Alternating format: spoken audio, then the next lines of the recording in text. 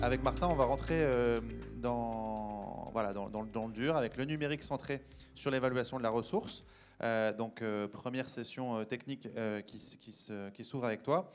Tu es ingénieur de recherche à l'Institut Agro Montpellier et tu étais référent pour cette belle école, pour le projet Archipel qu'on a évoqué en introduction avec Bruno et qui a un peu justifié aussi ce séminaire. Donc voilà, comment on évalue quantitativement la ressource disponible à l'échelle parcellaire ou d'une exploitation. Tu vas nous expliquer tout ça. Donc avant de rentrer dans ce sujet de l'évaluation quantitative de la ressource, je vais redire juste quelques mots sur le projet Archipel, qui est coordonné par les chambres d'agriculture Occitanie et des Pays de la Loire, et où interviennent des écoles d'ingénieurs, donc l'ESA à Angers, l'Institut Agro Montpellier, les fédérations régionales des CUMA Occitanie et l'Institut de l'élevage sous un financement CASDAR. Donc, que veut dire cet acronyme? C'est activer, roder un archipel innovant de partage des usages numériques éprouvés en mode Living Lab. Donc pour faire plus court et plus simple, c'est favoriser l'appropriation et le déploiement des usages numériques éprouvés par les agriculteurs et les conseillers. Et donc le terme très important, là, c'est éprouver, puisqu'on ne va pas chercher à réinventer ou à définir de nouvelles solutions, mais on va se baser sur des usages numériques qui ont déjà été utilisés pour ensuite les disséminer dans la profession. Ce projet va porter sur 3 filières et 2 thématiques, la gestion des intrants pour la viticulture et l'arboriculture et la gestion de l'herbe pour l'élevage. Et donc à ce titre, on t'a demandé dans ce projet, mais tu vas nous le détailler encore un peu, mais de nous faire un inventaire des outils numériques utilisés pour la gestion de l'élevage en particulier, enfin de l'élevage pâturant en particulier. Exactement. Donc ça, c'est les différents axes de travail qui sont autour du projet Archipel. Et nous, l'Institut Agro, on intervient notamment dans la partie capitalisation en faisant l'inventaire de toutes les solutions numériques qui sont dans ces 3 filières et ces 2 thématiques.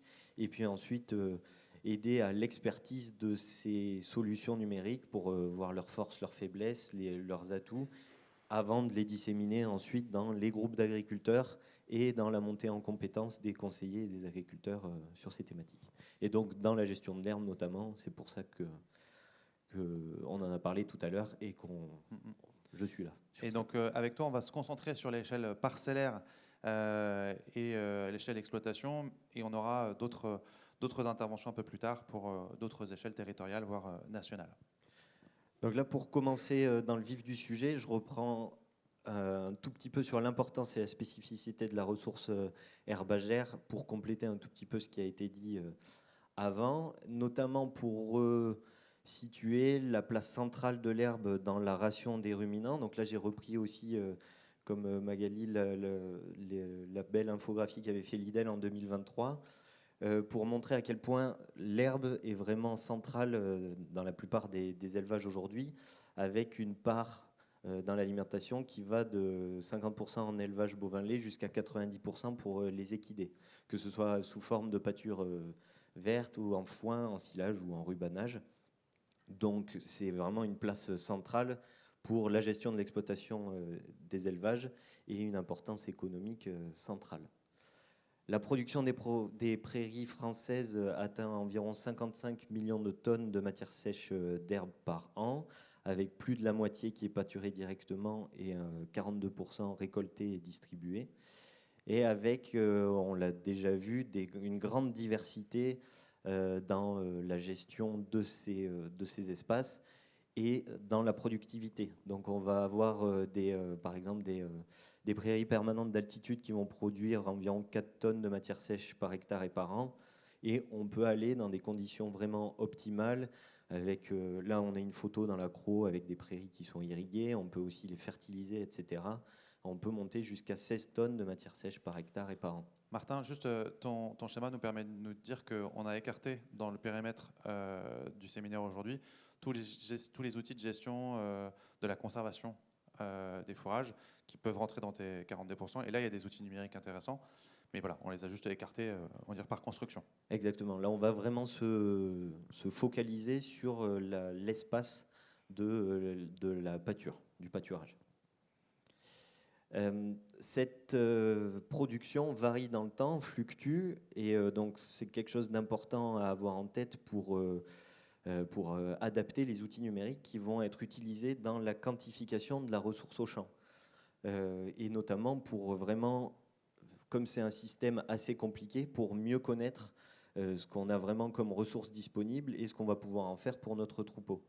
Donc, comme on l'a dit tout à l'heure, le printemps reste la période, l'optimum de croissance du pâturage, là où on va faire le plus pâturer les animaux, où on va faire les stocks de fourrage pour les saisons qui sont moins favorables à la pousse de l'herbe, donc l'hiver pour des températures trop basses ou l'été pour la sécheresse ou températures trop élevées. Et puis en automne, on va avoir des pousses qui vont revenir.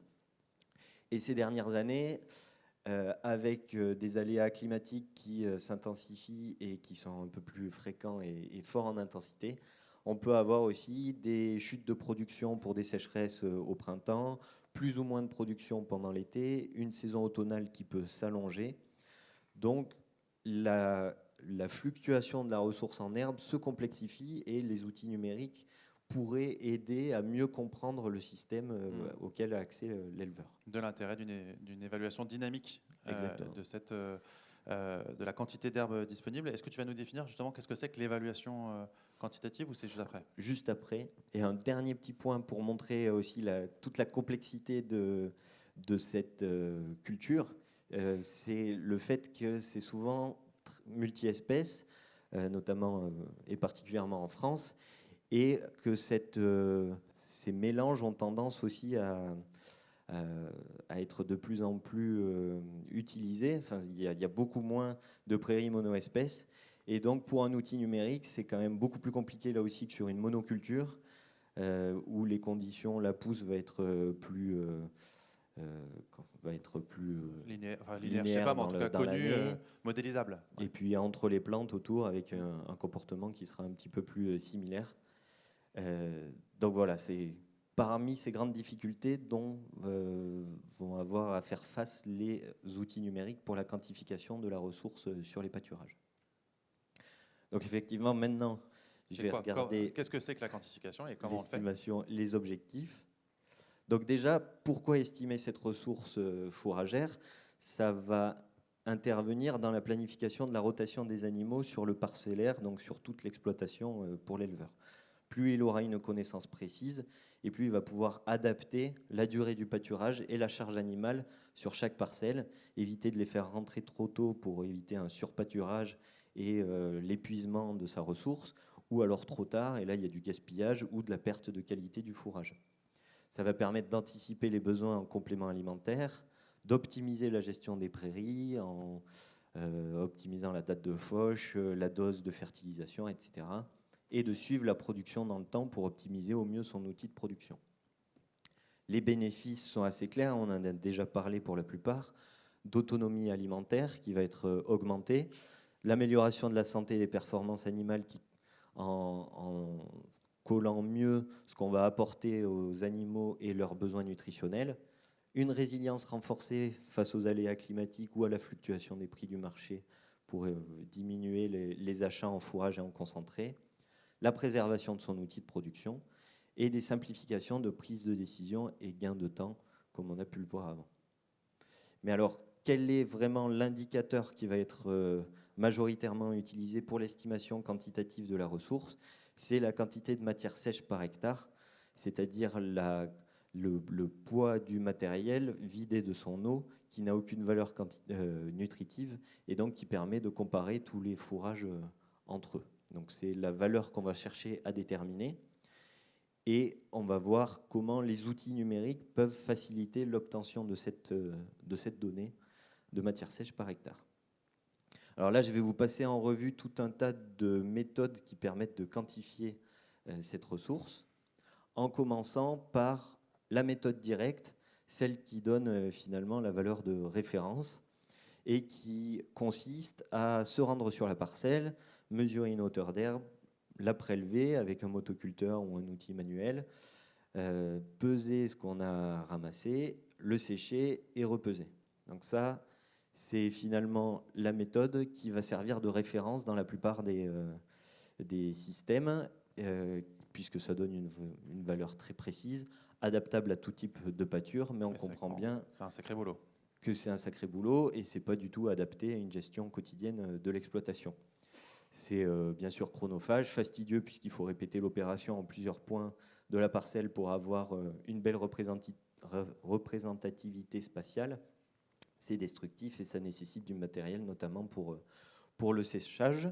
Mais néanmoins, donc c'est vraiment cette méthode qui va nous donner, qui va nous permettre d'étalonner bon nombre d'autres méthodes qu'on va voir par la suite. Donc en situation expérimentale, ok. En situation de production, on va dire commerciale, par les agriculteurs eux-mêmes, probablement jamais. Exactement. Alors, la méthode la plus utilisée aujourd'hui par les agriculteurs n'est pas vraiment numérique, mais c'est l'évaluation visuelle juste en étant au bord de la parcelle, à vue de nez, ou l'estimation à la botte. Donc, il y a quelques tableaux qui peuvent être retrouvés et on sait que si l'herbe atteint la cheville de la botte, on est à peu près à 10 cm de hauteur d'herbe. Et puis après, il y a quelques calculs qui existent pour convertir directement cette hauteur d'herbe en une quantité de matière sèche par hectare. Donc une logique d'ABAC. Exactement. En quelque sorte. Alors, donc c'est pratique, c'est facile, rapide, ça nécessite aucun équipement, mais bien sûr, c'est très subjectif en fonction de la personne qui fait cette évaluation. C'est très peu précis et ça ne donne pas de repère chiffré sur laquelle on va pouvoir baser ces décisions. Alors, pour ne pas être dans la contrainte trop importante de la méthode directe et en même temps apporter un petit peu plus de subjectivité, on va retrouver les herbomètres. Donc, ce sont des plaques horizontales qui coulissent le long d'un axe vertical et qui vont venir presser l'herbe et mesurer une hauteur d'herbe, une hauteur d'herbomètre même, qui va dépendre notamment, prendre en compte la densité de fourrage qu'il y a dans le champ. Alors, il en existe deux types, des herbomètres manuels ou des herbomètres connectés. Donc là, pour se fixer un peu sur le numérique et donc les herbomètres électroniques, je vous ai mis quelques exemples ici de modèles connectés. Alors, il y en a d'autres, mais il n'y en a pas 50 sur le marché quand même, qui ont différentes technologies de mesure. Donc, soit qui vont mesurer avec un potentiomètre cette hauteur d'herbe ou par radar, ultrasons. Ça peut embarquer d'autres technologies qui peuvent être intéressantes comme des GNSS pour avoir une spatialisation de la mesure ou du Bluetooth. Comme ça, on peut récupérer les données directement sur une application mobile. On est d'accord qu'il est connecté simplement pour faciliter l'enregistrement de la donnée. Exactement. Il n'y a pas de modèle embarqué Si, alors la plupart des herbomètres électroniques vont faire directement la conversion de la hauteur d'herbe mesurée en matière sèche par hectare au fur et à mesure des mesures qui sont prises. Il n'y a pas de connexion satellitaire ou que sais-je, c'est juste un GPS-C, tu l'as dit, la localisation, l'enregistrement de la donnée sur un serveur, il y a basta. C'est pas connecté au réseau en tout cas. Mais le grand intérêt de ce genre d'outil, c'est quand même de pouvoir accélérer ces mesures par rapport aux autres exemples qu'on va voir après ou qu'on a vu avant, puisque on va avoir un stockage de la donnée au fur et à mesure des mesures que l'on prend, qu'on va pouvoir récupérer soit sur des logiciels ou des applications ou une clé USB et avoir accès à toutes ces mesures d'herbe. Sur un herbomètre manuel, il faut y aller avec son calepin, un stylo et puis prendre toutes les données au fur et à mesure. Donc on se va situer sur des outils entre 600 €, 1200, 1500 € à peu près. Donc les méthodes sont rapides de prise en main, c'est un bon compromis entre précision et simplicité, c'est reproductible. Par contre, ça reste fastidieux quand même, puisqu'il va falloir faire, souvent on fait des diagonales dans la parcelle pour essayer de prendre un maximum de mesures et la meilleure représentativité possible. Il y a un effet opérateur qui a été quand même remarqué, et ça peut être imprécis dans certaines conditions, notamment quand le couvert est trop bas ou trop haut. Sur les estimations, donc là je m'étais un peu enflammé avec le 5%, comme on l'a vu tout à l'heure avec l'étude Smart Connect, on est à 2% grand maximum si on prend ensuite les herbomètres manuels, mais c'est quand même très peu utilisé à l'échelle des élevages français. Un peu d'innovation ? Côté innovation, donc là je vais vous présenter des outils qu'on voit très rarement ou jamais dans nos campagnes, mais qui ont le mérite d'exister, d'explorer des nouvelles technologies et qui peut-être ouvriront sur des nouveaux outils dans le futur. Donc là, c'est une entreprise néo-zélandaise, Cedax, qui a produit un outil tracté ou qui existe maintenant sous format tracteur, avec un tunnel dans lequel il y a tout un tas de rayons lumineux qui vont passer. Et en intersectant les brins d'herbe, ils vont pouvoir mesurer une hauteur d'herbe qui sera ensuite traduite en matière sèche par hectare. Ça, c'est une méthode rapide qui donne des données spatialisées puisque ça intègre aussi un module GNSS, mais relativement cher. Donc le modèle de base est à 3 000 € pour l'outil tracté, mais c'est sans aucune option. Donc on monte vite dans 5 000, 7 000 € et j'ai pas trouvé le prix du robot. Ça reste peu précis sur des terrains accidentés, donc ce qui est quand même une sacrée limite, et nécessite un étalonnage local puisque tous les modèles qui sont embarqués sont plutôt faits pour les prairies néo-zélandaises qui sont dans des systèmes assez différents des nôtres. Avec pas mal de monovariétés, tu me disais, par rapport à ce qu'on peut voir en France où on est plutôt plus diversifié. On a aussi des sondes capacitives qui vont envoyer un champ électrique autour de l'axe de la sonde dans un rayon d'une vingtaine de centimètres et après mesurer les variations qu'il y a dans ce champ électrique pour le corréler directement à une teneur en eau du matériel végétal qu'il y a autour, et ça peut être relié à de la matière sèche. Donc là aussi, ça a été développé plutôt dans les pays de l'hémisphère sud, Nouvelle-Zélande et un peu Australie. C'est une méthode assez pratique parce que c'est portable, simple d'utilisation, mais ça reste fastidieux puisqu'il faut parcourir toutes ces parcelles pour avoir une bonne représentativité. C'est inutilisable si les conditions sont trop humides ou trop sèches, ce qui là aussi est une sacrée limite, et ça demande des étalonnages fréquents. Là, on est autour de 1 800 € pour ce genre de système. D'autres méthodes ont été développées, comme le grassomètre. Donc là, ça va être un petit boîtier avec 4 caméras optiques qui va pouvoir s'attacher au-dessus de la botte. Et donc là, on va parcourir ces pâtures. Ça y est, on y a la botte connectée a fini par exister. Exactement. Pour des prises de données, les mains libres et juste en parcourant, en marchant dans ces parcelles. Donc ça, c'est une méthode portable, adaptée à tout type de terrain, bien sûr, mais peu précis, sensible aux conditions environnementales. S'il y a trop d'humidité, ça présente des limites.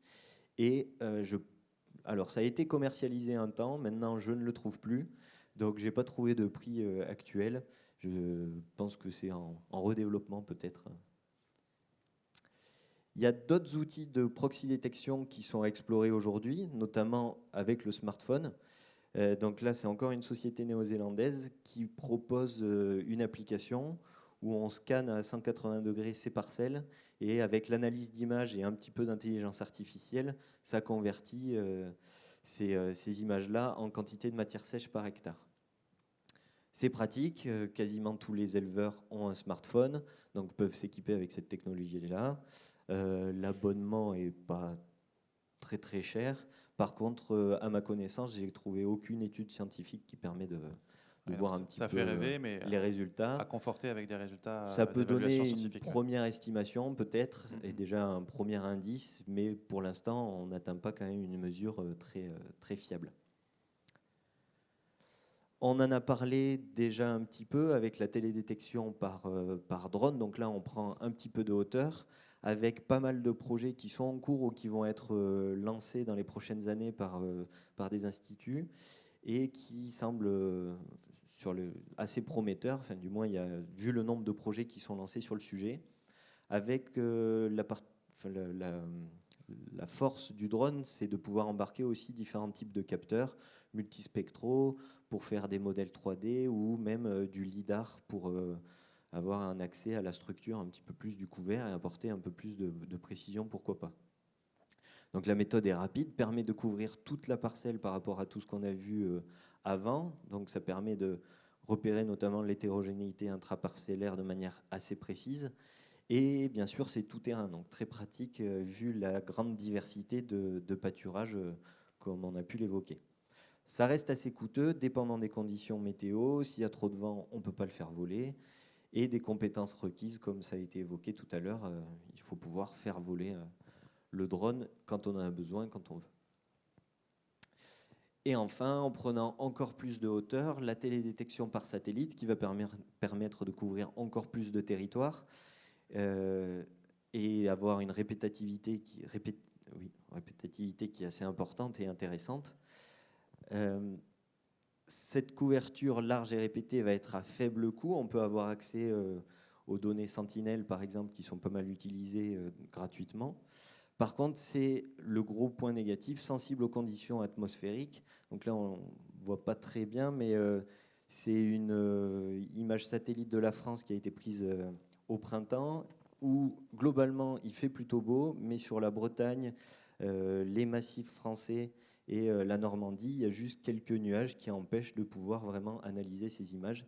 Et donc, le côté nuageux, voire d'autres obstacles avec la présence de ligneux ou en agroforesterie sont quand même des gros freins à l'utilisation du satellite pour une mesure fréquente. Sauf à utiliser des données radar peut-être, mais est-ce qu'on a les modèles qui vont bien ça, Alors il y a des sujets, il y a des projets scientifiques qui sont lancés pour utiliser la donnée radar, mais c'est tout de suite beaucoup plus complexe. Ouais.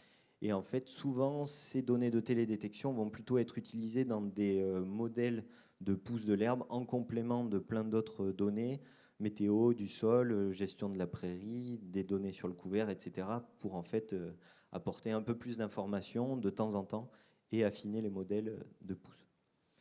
Donc ça, ces modèles vont quand même pouvoir donner des estimations continues, voire même prédictives, ce qui est intéressant par rapport à toutes les autres méthodes, mais ça reste complexe, dépendant de la qualité des données en entrée, demande un bon étalonnage. Et jusqu'à maintenant, c'était beaucoup utilisé pour des projets à grande échelle, régionale ou nationale, mais on commence à avoir quand même des services commercialisés qui utilisent ces données de télédétection couplées à des modèles de pousse de l'herbe pour fournir un conseil directement aux agriculteurs. Donc pour finir, et pour reprendre un petit peu déjà ce qui a été dit, est-ce que le pâturage est le parent pauvre du numérique en agriculture? Donc c'est un peu... Nous, de notre côté, à l'Institut Agro, on a été un petit peu étonnés du peu de technologies qui sont disponibles sur cette culture-là. On a fait d'autres études sur pas mal d'autres filières avec l'Observatoire des usages du numérique. Et là, il n'y a pas grand-chose. Donc quelques hypothèses ont déjà été évoquées sur historiquement moins d'intérêt et moins d'argent à se faire peut-être sur cette culture qui n'est pas de vente, mais qui va être consommée directement sur place, sur toutes les difficultés techniques qu'on a autour des prairies et des pâturages. Mais on a quand même des pays qui sont assez leaders et innovateurs. Donc ça vient surtout d'Irlande ou de Nouvelle-Zélande, puisqu'ils ont des systèmes qui sont plus productifs, une place plus centrale du pâturage. Ces mono-espèces, c'est un peu plus facile à développer, et qui, eux, tirent l'innovation et qui commencent à arriver dans nos systèmes, sous la pression notamment de mieux gérer les aléas climatiques, les coûts des rations qui peuvent être vraiment problématiques pour les agriculteurs, etc. Merci beaucoup Martin pour cette présentation exhaustive.